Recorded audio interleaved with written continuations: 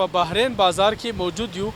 بحرین بازار مونږ کراس کو او کله چې د شاته چې کوم مناظر تاسو ګورئ درې ایکسیویټرې لګیا دي او کار کوي. د سیلاب نه مخکې دا بالکل روډ او مین روډ او دا په هغه مین روډ باندې مونږ ولاړ یو. دا روډ سیده روانو. دا هوټل چې وي دا د روډ په هغې لاس باندې وي. نو دې سیند چې دی د خپل ځای بدل کړی دی او دې سیټ ته راوښتی دی. د بحرین بازار مونږ تاسو ته وښو. د هغې یو چې کوم چت دی اولنی فلور چې دی هغه تقریبا د ملبې ډک دی. مونږ ډېر به اورېدل چې یاره صوبایي حکومت لګیا دی کار کوي، ضلعي انتظامیه لګیا ده کار کوي. ضلعي انتظامیه یا پاک پوج چې دی تر دې حده پورې چې هغو پل ټیک کړی دی او مخې ته راغلی دي. د بحرین بازار کې چې کوم امدادي کاروانې د مقامي خلک کوي او تقریبا دویم فلور هم د اوبو یا د شګې یا د ملبې ډک دی. نن مونږ مناظر وکتل. دا مناظر تاسو ته مونږ د سواد نیوز په سکرین باندې تاسو ته ښایو چې خلک لګیا دی دلته امدادي کاروانې کوي.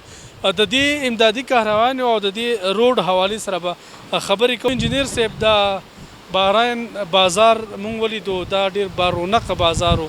ډېر سیاح چې به هغه به دلته راتلو شپه به یې کوله او ډېر زیات ورته خلک خوشحالېدو. نن دا مناظر تاسو وینئ څه به وایئ؟ اول خو ستاسو د سواد نیوز د پوره ټیم ډیره شکریا. او زه ما دوه درې انټرویوګانو کې دا خبره کړې ده چې دا سیلاب چې د 2010 له ډېر غټ سیلاب و ستاسو په وجه باندې د سوشل میډیا په وجه باندې لوکل چینلز په وجه باندې خلک په وخت له مخکې خبر شول هغو ډډېده شول. نو هغه امره کم جاني نقصان چې دی هغه غیره خلک محفوظ شول. دلته چې موږ په ټي وي ګورو یا په سوشل میډیا ګورو او اوس چې نن چې موږ په خپلو سترګو دا حالات ولیدل نو یقینا چې ډېره غټه تباهي راغلې ده. بحرین دا ډېر ښکلی بازار و. په دویمه چې په سواد په بازارونو کې ډېر د شپې د دې چې کوم رونق و نو هغه د یورپ د بازارونو په شان د دې رونق و. خو نن په دویم چت باندې هم لګیا دي اپنی مددات خلک لګیا دي او شګي قطر ارتوی او بالکل تباه و برباد دی. دغه شان د روډ د حال چې موږ ګورو دا کم کار چې شروع دی نو دا کار په 3 ایکسویټرو باندې نه کیږي. دې دپاره دویمه چې ډېره هیوي مشینري پکار ده، هیوي ډوزري پکار دی، هیوي مشینري پکار ده. دا دویمه چې دا څنګه چې دوی لګیا دي نو دا په هفته 10 ورځو کې یقین مې نه کیږي چې دا د 1 کیلومتر لاره هم دوی تیاره کړي. دې وجه چې د اوبو ډېر غټ بهاو دی.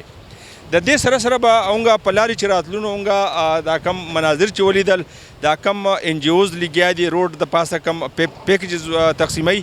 خو د دې له زیات چې کمی درې دي کم مضافات چې دي د هغه خلک د یوې روټۍ باندې اریان دي. هغه خلک چې کم په تکالیفو کې دی په کار دا د زموږ د ان جی اوز ته مقامي ان جی اوز ته چې هغو ځان هغې د روته ورسوي هغه مضافاتو ته ځان ورسوي چې د هغو سره مدد وکړي.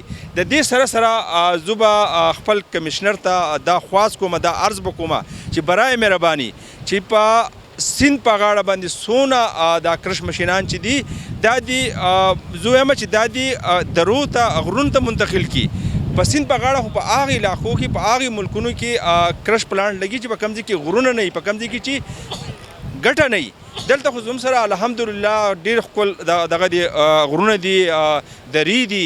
د دې سره ټیک ده یو تباهي راغلې ده خو د سواد د سیند چې کم خپلوالی چې د نن له 40-50 کاله مخکې و هغه